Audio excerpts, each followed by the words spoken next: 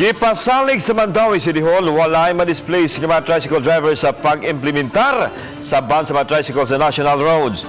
Samtang sa Konsolasyon, mihan ay nasab ang LG o plano sa ilang mga tricycle.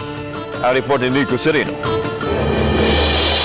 Nakikigom ni atong Lunes si Mayor Jonas Cortez sa bag-ong naumol nga Tricycle Task Force sa Mandaue. Ilang hisgutan ang kamanduan sa DILG nga idili na ang pagbiyahe sa mga tricycles sa national roads ug paghanay sa mga lakang labi na sa mga maapektuhan. Aminado ang mayor, may mga national roads sa syudad nga girutahan sa mga tricycle sama sa daan ML Quezon.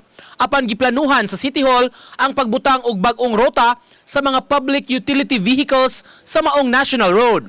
Ang impormasyon niini pending pahinuon sa LTFRB. Adto na sila sa secondary roads. Unya doon naman tayo gisubmit sa LTFRB nga ruta nga mo replace sa katong mga tricycles nga ni dagan sa major thoroughfares. Gipasalig ni Cortez, walay ma-displace nga tricycle driver ug operator. Nato man silang dadon nga to secondary.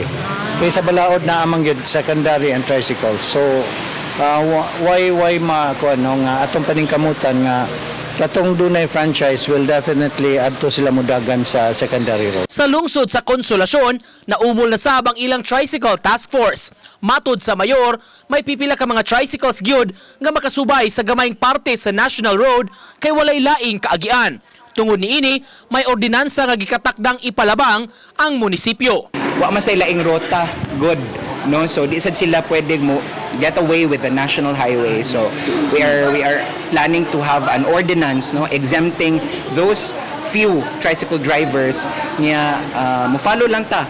Uban ni Marlon Melgazo, Nico Sereno, Balitang Bisdak.